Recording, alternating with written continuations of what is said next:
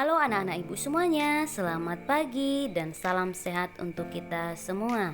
Bagaimana kabarnya hari ini nak? Ibu harap kabar anak-anak ibu semua dalam keadaan sehat dan tetap semangat dalam belajar. Nah anak-anak ibu, hari ini kita akan melanjutkan pembelajaran kita, yaitu tematik tema 2 dengan subtema kedua, khusus mata pelajaran bahasa Indonesia tentang wujud benda dan kegunaannya. Anak-anak ibu semuanya, persiapkanlah dirimu untuk belajar, persiapkan buku temamu, serta dengarkan dengan baik dan simak dengan baik penjelasan dari ibu guru agar kamu dapat memahami akan pembelajaran kita hari ini.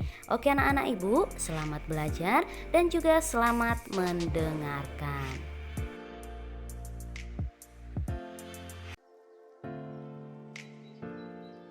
Nah, anak-anak ibu, pada pembelajaran sebelumnya juga kita sudah mempelajari tentang wujud benda.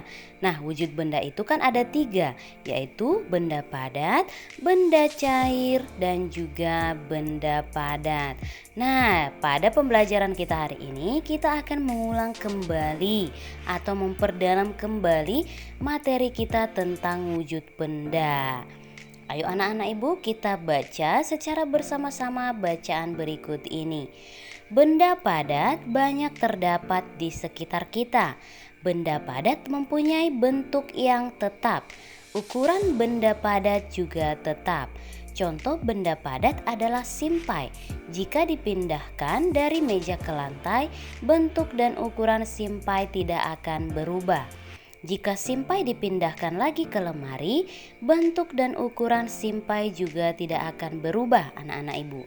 Adapun dipindahkan ke berbagai tempat, bentuk dan ukuran benda padat akan selalu tetap.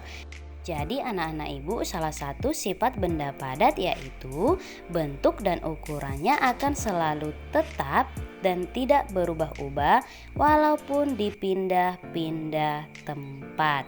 Jadi itu merupakan salah satu sifat benda padat anak-anak ibu. Nah, dari bacaan tadi, bagaimanakah bentuk benda padat? Iya, bentuknya selalu tetap walaupun dipindah-pindah tempatnya. Yang kedua, bagaimana ukuran benda padat? Iya, ukurannya selalu tetap walaupun dipindah tempat. Yang ketiga, apa yang terjadi jika sebuah buku dipindahkan dari dalam tas ke dalam lemari? Nah, anak-anak ibu, apa yang akan terjadi jika sebuah buku kita pindahkan dari dalam tas ke dalam lemari? Tentunya tidak akan terjadi apa-apa karena bentuk dan ukuran buku tetap. Bagaimana bentuk buku tersebut setelah dipindahkan? Ya, bagaimana bentuk bukunya anak-anak ibu? Tentunya bentuknya akan selalu tetap walaupun dipindah tempat. Nah, sekarang apa kesimpulan kita? Bentuknya dan ukuran benda padat akan selalu tetap walaupun dipindah tempat. Nah, sekarang anak-anak ibu, kita amati benda-benda berikut. Yang manakah yang termasuk benda padat? Kita beri tanda centang pada kolom yang sesuai. Nah, di sini anak-anak ibu ada beberapa nama benda yang ada di sekitar kita. Kita lihat yang pertama, ada kursi. Ini termasuk benda apa anak-anak ibu? Benda padat atau bukan padat? Iya, ini merupakan benda padat. Yang kedua, meja. Nah, meja juga anak-anak ibu termasuk ke dalam benda padat. Nah, yang ketiga ada minyak. Apakah ini termasuk benda padat atau bukan padat? Tentunya tidak ya anak-anak ibu, minyak bukan benda padat tetapi benda cair. Yang keempat, vas bunga. Iya, ini tentu saja merupakan benda padat. Yang kelima, televisi. Televisi juga termasuk benda padat anak-anak ibu. Nah, yang keenam, air putih. Nah, air putih anak-anak ibu bukan benda padat sama seperti minyak tadi, termasuk ke dalam benda cair. Yang ketujuh, piring. Nah, piring juga termasuk benda padat. Gelas juga anak-anak ibu, sendok termasuk ke dalam benda padat. Begitu juga dengan penggaris termasuk ke dalam benda padat. Nah, yang selanjutnya yaitu benda cair. Masih ingatkah kamu apakah benda cair itu anak-anak ibu? Apa saja benda cair yang ada di sekitar rumahmu? Nah, minggu lalu sudah kita pelajari ya nak. Benda cair berbeda dengan benda padat. Bentuk benda cair menyerupai bentuk wadahnya. Jika air teh kita pindahkan ke kaleng, maka bentuknya menyerupai kaleng. Walaupun telah dipindahkan, jumlah benda cair akan selalu tetap. Jadi anak-anak ibu, salah satu sifat benda cair yaitu bentuknya akan berubah-ubah sesuai dengan wadah atau tempatnya, tetapi ukuran dari benda cair itu anak-anak ibu akan selalu tetap. Ibu, di sini ada beberapa contoh benda cair yang ada di sekitar kita. Ada madu, sirup, minyak makan, ada saus, kecap, dan juga ada air. Nah, anak-anak ibu, dari bacaan tadi ada beberapa kata yang memiliki artinya. Nah, di sini ada kata bentuk. Artinya ini yaitu rupa atau wujud suatu benda.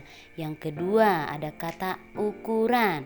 Artinya hasil mengukur panjang, lebar, luas atau besar sesuatu. Yang ketiga ada kata jumlah. Artinya banyaknya sesuatu. Nah, untuk yang selanjutnya anak-anak ibu ada benda gas. Kita dapat menyentuh benda padat dan benda cair dengan tangan kita. Kita juga dapat melihat benda padat dan benda cair dengan jelas. Buku, pensil, air, dan susu dapat dilihat dan disentuh. Bagaimana dengan benda gas? Bisakah kamu melihat dan menyentuhnya? Perhatikan balon. Bagaimana bentuknya? Jadi anak-anak ibu, benda gas itu tidak bisa kita lihat tetapi bisa kita rasakan. Berbeda dengan benda padat dan benda cair. Balon berbentuk bulat, padahal di dalamnya terlihat kosong. Di dalam balon berisi udara. Udara merupakan benda gas. Bagaimana dengan pesawat kertas yang bisa terbang? Nah, ayo anak-anak ibu, bagaimana dengan pesawat kertas yang bisa terbang? Nah, ini merupakan contoh dari pesawat terbang dari kertas. Bagaimana dengan pesawat kertas yang bisa terbang?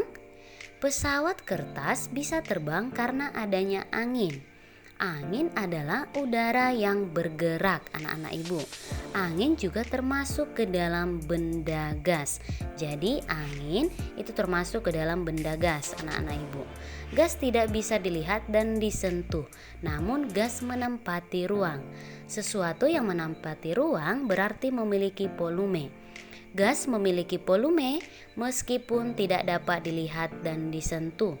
Volume dan bentuk benda gas selalu berubah-ubah sesuai dengan wadah atau tempatnya.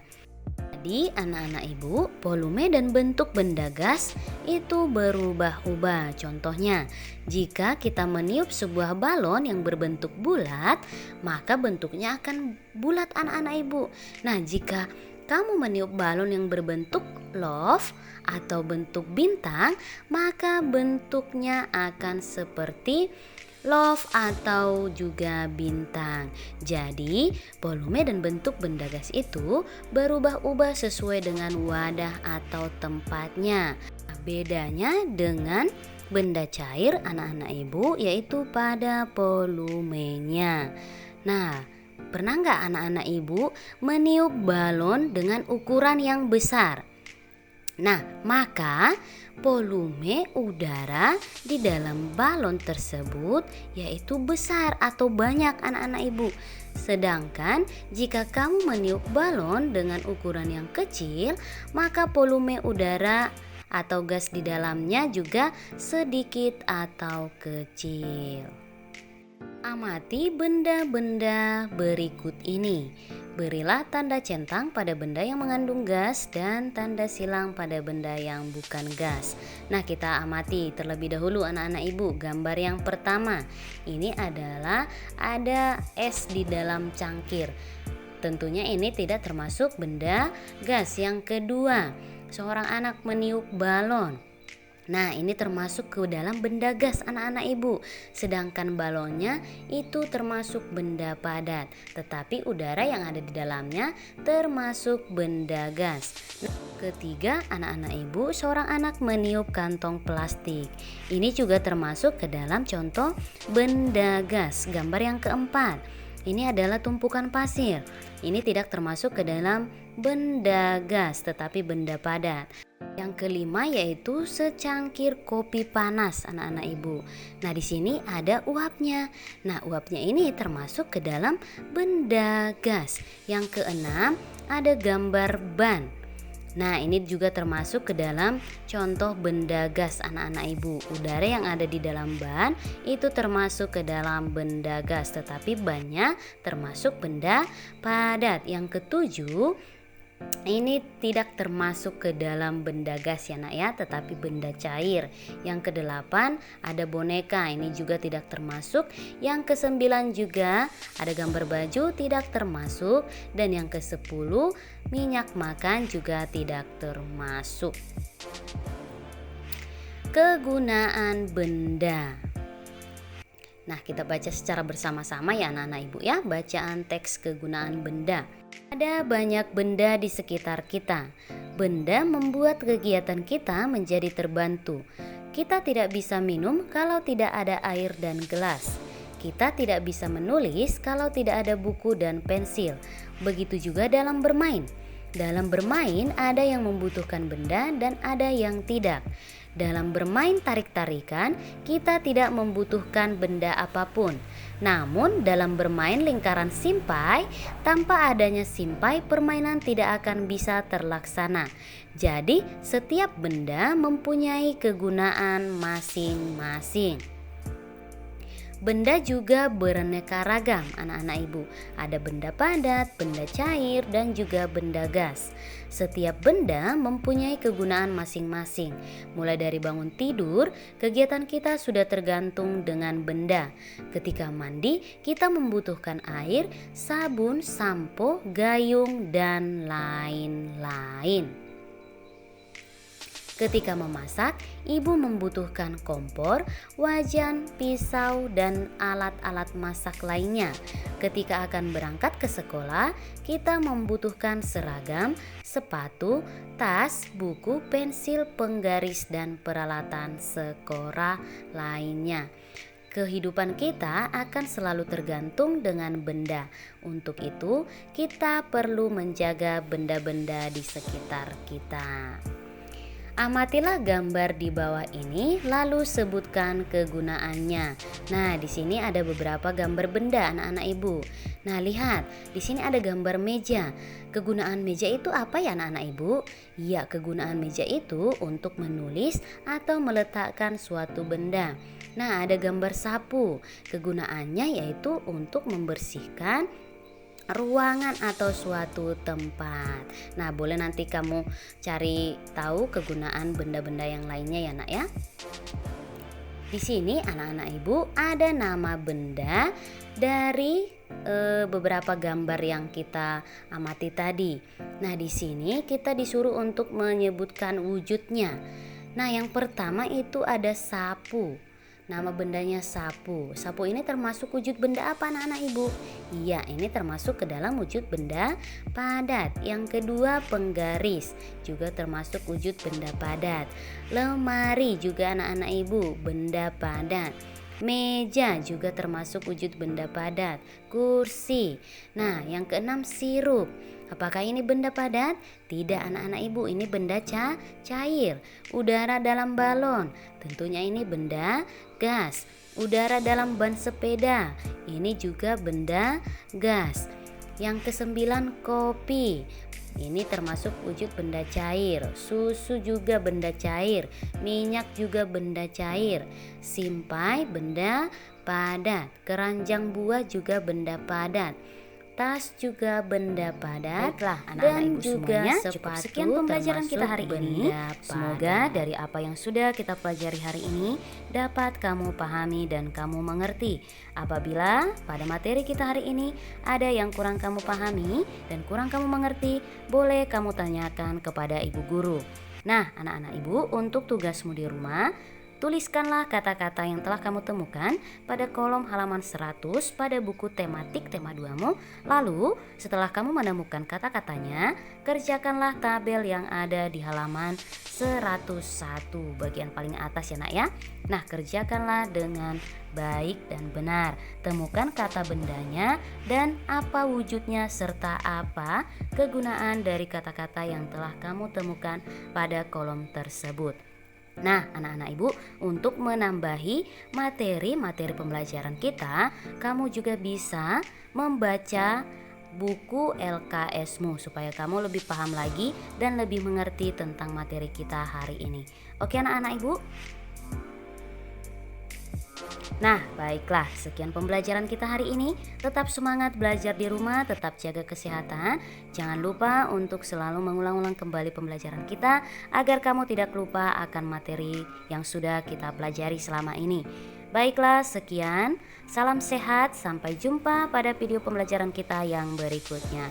Dadah.